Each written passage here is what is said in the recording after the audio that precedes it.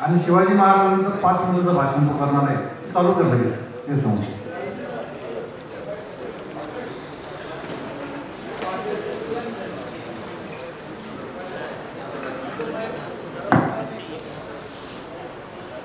जय जिजाऊ. माझं नाव प्रथमेश शशिकांत आहे. परवा मुंबईला हिंदू मुसलमानाची दंगल झाली. काय झाली, कशासाठी, कन्याप्रेमात वेगळ्या पडण्यात दंगलीचा काय दडून एका मुस्लिम मोहल्ल्यामध्ये काही गुंड होते. त्याच मुस्लिम मोहल्ल्यामध्ये आणि पंचमी शिक्षक लावण्यामध्ये युवती होती. त्यांनी आरसनी बस बघावं आणि बघतच राहावं इतकी लावण्य करत.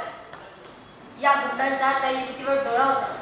दंगलीचा कळवाचा फायदा उठवावा आणि युवतीची आबरू लुटावी असा बेत त्यांनी आखला आणि दंगल आयनसोबत 12-12:30 वाजता काळोख चिरत हे सगळे त्या युवतीच्या घराच्या दिशेने सरकू लागले. बघता दारा खडकावू लागल्या. आधी ती घाबरली, शारीरिक घाबरली. खिडकीतून बघितलं गुंड दिसले. ज्ञानाला ते जीवाचा दंगळत होती. मुंबईच्या रतनातील 12-12:30 वाजता बेभानपणे पडते. गुंड पाठलाव करत तिला कोण चुकलं. या गुंडांचा जर तावडीत सापडलं. आपल्या आबरूची लक्तरीतील बेभान पडते. जीवाच्या त्याने काळोख चिरत धावते. धावता एका बोळात शिरली. बोळातल्या घरातून उजेड दिसला. तेव्हा त्यावरून दारा पुढे आले. दार उघडलं. दार उघडलं गेलं आणि दारात उभा होता एक तिसीचा एक हिंदू युवक. दारात मुसलमान होते. त्याला आश्चर्य वाटले. बाहेर दंगल झाली हिंदू मुसलमानाची, ही माझ्या घरापुढे कशी? त्याने विचारलं काय हवं. त्यावर ते युवती म्हणाली, काही गुंड माझ्या पाठलावर एका रात्री पुरता असणार मिळेल का? माझ्या आवडचा बेत आहे त्यांचा. युवक म्हणला, निश्चिंत आहे, घर तुझंच आहे.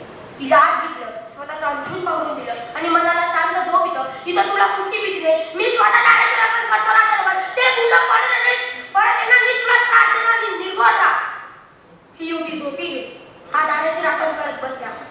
हे गुंड परत नाही. त्या युवतीला त्रास देणार नाही. पण राखण करता करता डोके विचार. बाहेर दंगल चालली हिंदू मुसलमानाची. माझ्या घरात असा कसा मागितलास? ते गुंड तिची आबरू तुझ्या पाठला करते. मीही करते त्याचं, मीही दमवतो. मनात आणलं तर आत्ताचा या क्षणी इथेच युवतीची मी आबरू उठू शकलो असतो. तिला माझ्या तावडीतनं वाचवणारे होत नाही. कुठल्या बाजूही माझ्या घरात ती चिंता थांबली आहे. रात्रभर विचार केला, उत्तर मिळालं नाही. सकाळ झाली. ही युवती जायला निघाली. न राहुल्यानं विचारलं, बाहेर दंगल चालली हिंदू मुसलमानाची, तू माझ्या घरात असरा कसा मागितलास? ते गुंड तुझी आबरूच्या उद्देशावर तुझ्या पाठला करते. मीही करते त्याचा, मीही दमलो. म्हणत आणलं असतं रातोरात मीही तुझी आबरू लुटू शकलो असतो. तुला माझ्या तावडीतनं वाचवणारे कोण होतं? कुठल्या वर्षा माझ्या घरात थांबलीस? त्यावर युवतीने म्हणाली, त्या गुंडांच्या तावडीनं सुटण्यासाठी मी बेभानपणे पळत होते. मुंबईच्या रात्री सैरा बैरा धावत होते. धावता तुझ्या घरात मला उजेड दिसला. दबाबत्यावरून दारा पुढे आली. पण दाटोनाच्या घर तुझ्या घराच्या उघड्या खिडकीतून मी आत कोण बघितलं? तुझ्या भिंतीवर मला शिवाजी महाराजांचा फोटो दिसला. मगच मी लाजवले. कारण मला माहितीये, ज्या घरात शिवाजी महाराजांचा फोटो आहे त्या घरात कुणाच्याही अबरूला धोका नाही. गेल्या 350 वर्षानंतरही माझ्या राजाबद्दल जनमानसांच्या मध्ये जी प्रतिमा आहे तीही प्रतिमा आहे. शिवाजी राजे स्मरणात आहेत ते एवढ्यासाठी. त्यांचा जय जयकार आहे तो एवढ्यासाठी.